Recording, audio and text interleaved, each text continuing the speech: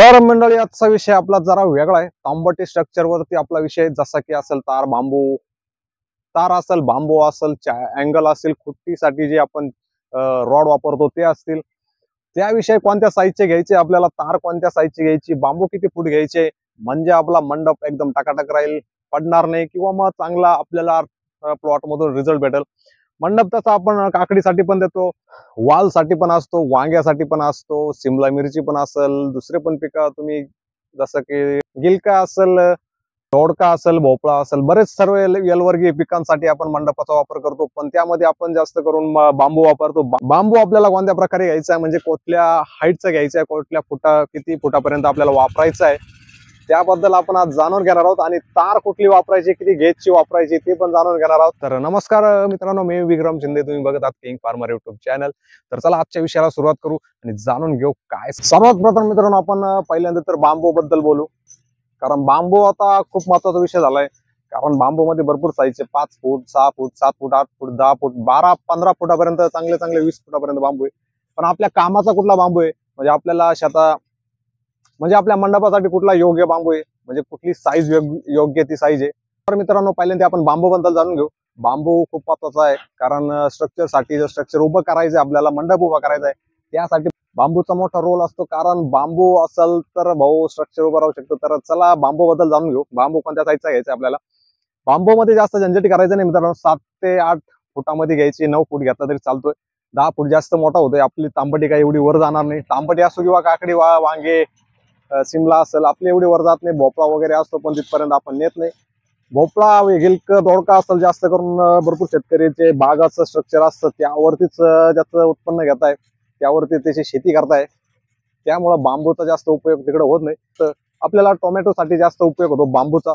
तर बांबू आपला जवळजवळ टोमॅटोची उंची जवळजवळ आपली 6-7 फुटापर्यंत, टोमॅटोची उंची जवळजवळ 5 फुटापर्यंत आपल्याला मिनिमम न्यायची असते, विषय असतो। त्यामुळं आपला जमिनीत जाणारा बांबू आहे तो 1.5 फुटापर्यंत जातो, आणि तिथून वर राहणारा जो आहे तो 6 फुटापर्यंत आपल्याला मॅक्सिमम उंची पाहिजे। तर अशा लेवलने आपल्याला बांबू घ्यायचा आहे। म्हणजे जर आपण विचार केला तर 8 फुटाचा बांबू एकदम सफिशियंट आहे, म्हणजे एकदम प्रॉपर आपल्याला टोमॅटो स्ट्रक्चरसाठी फिट होऊ शकतो। तर तो 8 फुटाचा आपल्याला बांबू घ्यायचा आहे। आणि क्वालिटी बघून घ्या मित्रांनो, आपले भरपूर शेतकरी मित्र आहे की ऍडजस्ट करायचे वांग असतात, जसे क्वालिटी बांबू घेत नाही, बारीक क्वालिटीचा बांबू घेता, त्याची किंमत पण कमी असते। पण काय होतं त्याचा रिझल्ट नंतर त्यांना, जेव्हा आपलं प्लॉट रेडी होतो तेव्हा आपलं फळ लागतं प्लॉटला, बोजा वाढतो, वजन वाढतं, त्यानंतर जे बांबू घेताना तो मित्रांनो बारीक ते वाकून जाते किंवा मोडतं। जेव्हा तो मंडप पडतो ना, तेव्हा उचलायला कळतं की थोडा पैसा अजून टाकला असता तर चांगले बांबू आले असते। तर इन्व्हेस्ट करताना चांगले करा, वन टाइम इन्व्हेस्ट करा, जास्त दिवस चालतील असे, कमीत कमी 5 ते 6 वर्षे चांगले बांबू चालतील, ह्या क्वालिटीने इन्व्हेस्ट करा, या पद्धतीने इन्व्हेस्ट करा।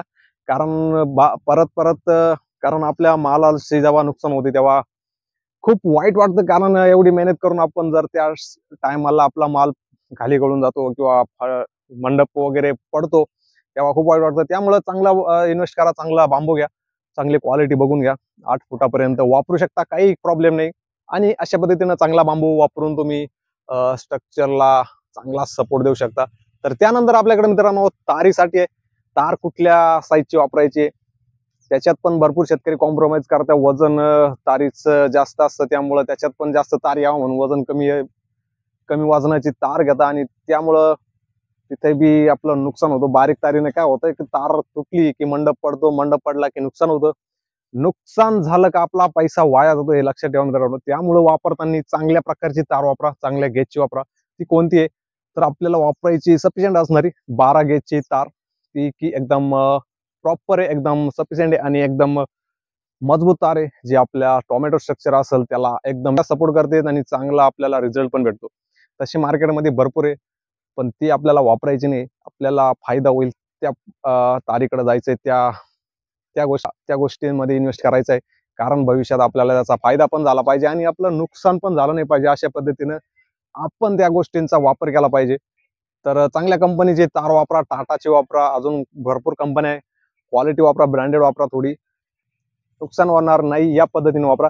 बाकी आपल्याकडे झाले 2 विषय, तार झालं, बांबू झाले, तार झाले, हे 2 मेजर विषय होते आपल्या। आणि जे आपल्याला अडगाय द्यायचे आहे, जसे आपल्याला तार एंडला जाऊ अटकवायची, त्यासाठी आपल्याला लागणारे रॉड आहे, अँगल वापरू शकता तुम्ही, किंवा मग खुटी, लाकडी खुटी पण वापरू शकता.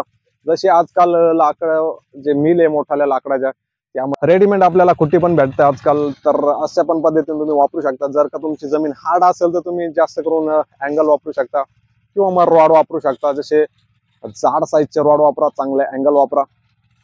लाकडी खुटींचं काय असतं की भुसभुशी जमीन असेल किंवा मग काळी माती जे असेल त्यामध्ये चालून जाते. मुरमाटी माती आणि अशी दगडा माळकुंड म्हणतात त्याला, लाल माती, त्यामध्ये काही ठिकाणी जास्त मुरमाटी मातीमध्ये लाकडी खुटा मित्रांनो जात नाही, त्यामुळे तिथं नुकसान होईल. त्यामुळे घेताना तुम्ही रॉडचा घ्या, रॉडचा ऑप्शन निवडा आणि अँगल वापरू शकता. आणि त्याच्यामध्ये पण पर्याय देतो मित्रांनो. कसं आहे, जास्त प्रत्येक सरीवरती आपल्याला प्रत्येक लाईनला अँगल वापरायची गरज नाही, रॉड वापरायची गरज नाही, किंवा मग लाकडी खुटा असेल तो सुद्धा वापरायची गरज नाही. त्यासाठी आपण काय करू शकतो, तर एक अडगाई म्हणून एक पूर्ण एक लाईन तारीची मित्रांनो जी आपल्याला तार वापरायची, जी 8 mm ते 8 गेज ते 10 गेज या रेंज मधली वापरायची. जास्त करून मी तर तुम्हाला सजेस्ट करेल की 8 गेजची वापरा, 8 mm ची वापरा. कारण जे आपल्याला रॉड लागणार आहे, प्रत्येक सरीला एक रॉड द्यायचा आहे, तो वाचणार आहे. तर आपण 2 सऱ्यां मिळून एक रॉड देऊ शकतो. तार जर आपण टाकली आडगाई म्हणून जर वापरली तर, कारण आपल्याला स्ट्रेट सरीला तर शेवटच्या सरीला अशा टोकांना 2 खुटा ठोकून, चांगल्या प्रकारचे अँगलचे खुटे ठोकून, मध्ये आपल्याला 2-2 किंवा 3-3 सऱ्यांवरती जरी आपण खुटा दिला तरी आपल्याला त्या आडगाईचा पूर्ण सपोर्ट भेटतो. जास्त खुट्यांची गरज पडत नाही, जास्त आपल्याला रॉडचा खर्च होणार नाही किंवा अँगलचा खर्च होणार नाही.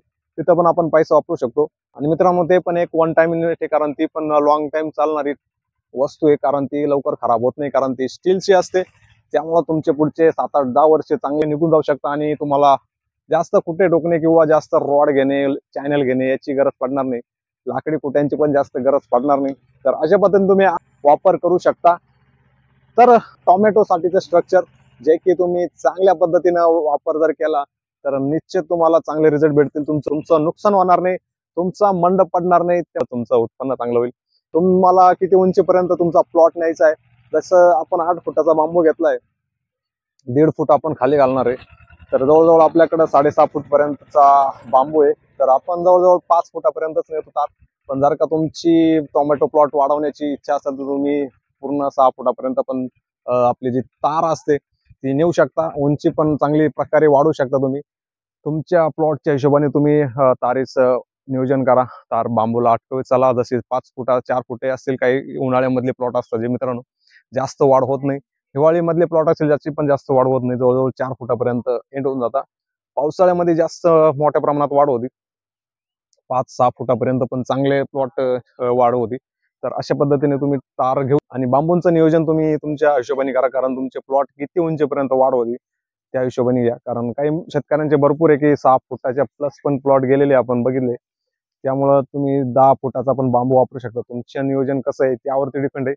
पण भरपूर शेतकऱ्यांचे भरपूर शेतकरी जे आहेत त्यांचे जवळपास 5 ते 6 फुटापर्यंत टोमॅटोची वाढ होते. त्यामुळं 8 फुटाचा बांबू वापरायला काही हरकत नाही, व्यवस्थित असतो. रेट पण चांगले, सध्या तरी रेट तगडे, पण तरी आपल्याला उत्पन्न घ्यायचं म्हणजे थोडी इन्व्हेस्ट करावंच लागेल. त्या हिशोबाने तुम्ही चांगला बांबू निवडा. हे होतं मित्रांनो बांबूचं स्ट्रक्चर आपण टोमॅटोसाठी वापरतो. पण आजकाल दुसऱ्या पण लेवलचे म्हणजे आजकाल भरपूर ऍडव्हान्स लेवलचं काम शेतकरी करताय. जसं की आपलं बागाचं स्ट्रक्चर असेल, म्हणजे जे पहिले बाग लावले होते ते तोडल्यानंतर त्याचा वापर आता सध्या टोमॅटो लावण्यासाठी करताय. त्याचे अँगल जो वापर आहे तो टोमॅटो लावण्यासाठी पण करताय. ते एक मजबूत फाउंडेशन म्हणता येईल आपल्याला, मजबूत मंडप किंवा मजबूत स्ट्रक्चर म्हणता येईल. त्याला तोड नाही.